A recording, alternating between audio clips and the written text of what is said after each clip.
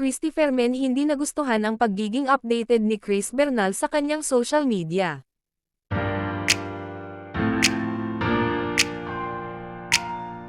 Hindi napigilan ng kolumnistang si Christy Fermin na punahin ang palaging pagpopost ng aktres na si Chris Bernal sa kanyang social media accounts. Ito ay matapos niyang ihayag kung gaano niya hinahangaan sina Lovie Poe at ang fiancé nitong si Monty Blencowe dahil naitago nito ng mahabang panahon ang kanilang engagement. Sa kanyang Christy Ferminit episode noong August 10 kasama si Romel Chica ay pinulis ng mga ito ang madalas na pagbabahagi ni Chris ng kaganapan nito sa buhay. Para malaman niya ang mga bagay-bagay na dapat ina-announce at hindi, banat ni Romel. Segunda naman ni Christy, na dapat may iniiwanan para sa kanilang mga personal na kaalaman.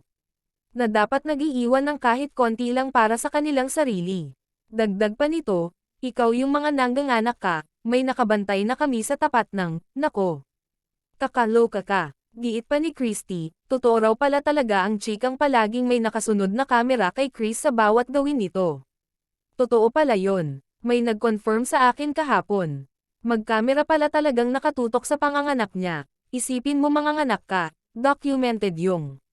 Hay nako, ewan ko, ayoko, sipa ng kolumnista.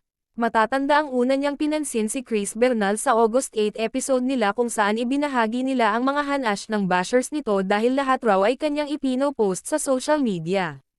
Lahat ng kagamitan niya, ipinakikita. Lahat ng pinupuntahan niya, ipinakikita. Sakay ng eroplano, naka-business class ipinakikita. At ito na nga, pati sa panganganak, pinatutukan niya, si ni Christy. Aniya, nagsasawa na raw ang madlang people sa mga pinaggagawa ni Chris na pag-update sa social media. Ano kaya? Bakit kaya? Gagawa kaya siya ng isang pelikula?